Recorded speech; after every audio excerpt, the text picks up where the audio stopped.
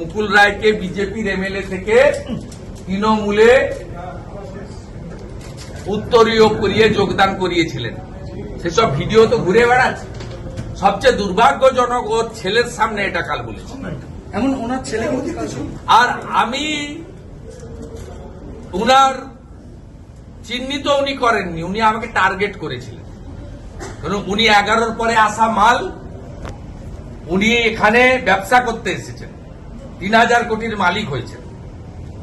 উনি আমাকে টার্গেট করেছেন এবং সেটা আমি বুঝেই উনার পারিবারিক পার্টি থেকে টাটা বাই বাই করে বিদায় নিয়েছি।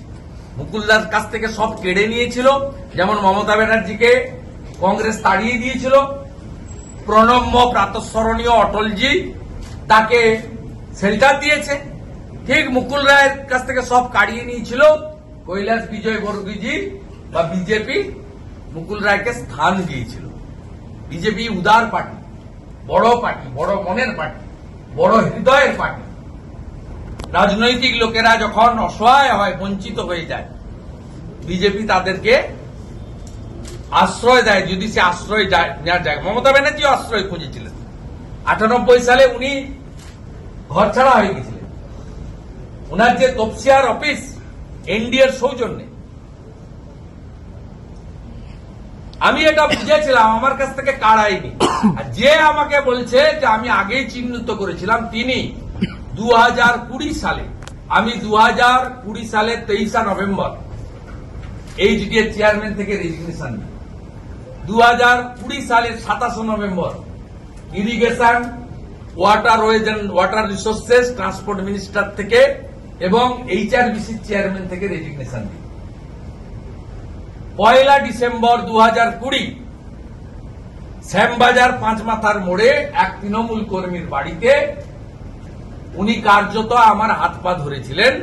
সাক্ষী প্রশান্ত কিশোর, বিহারের জনস্বরাজ পার্টির এখন নেতা, উনার দলের সাংসদ বর্ষিয়ার নেতা সুদীপ বন্দ্যোপাধ্যায়, উনার দলের সাংসদ বর্ষিয়ার নেতা সৌগত রায়, 3টে সাক্ষী দিয়ে গেলাম।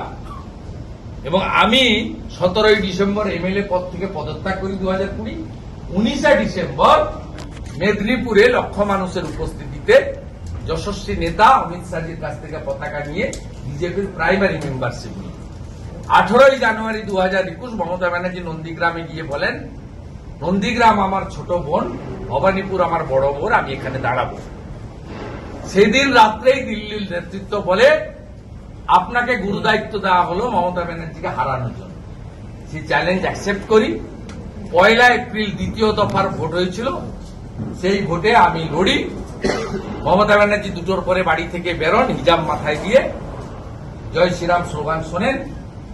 আমি সকাল থেকেই এলাকায় ছিলাম। 2 মে গণনা হয়, রাত্রি 1:45, মানে সেটা 3 মে হয়ে যায়। আমি ইলেকশন কমিশনের রিটার্নিং অফিসারের হাত থেকে 1956 ভোটে জেতার সার্টিফিকেট নিয়ে হলদিয়া থেকে বেরিয়ে আসি। এই ইতিহাস। অতএব মাননীয় ভাইপো বাবু, আপনাকে আদর করে সবাই কয়লা ভাইপো বলে, আমি তোলাবাজ ভাইপো বলি।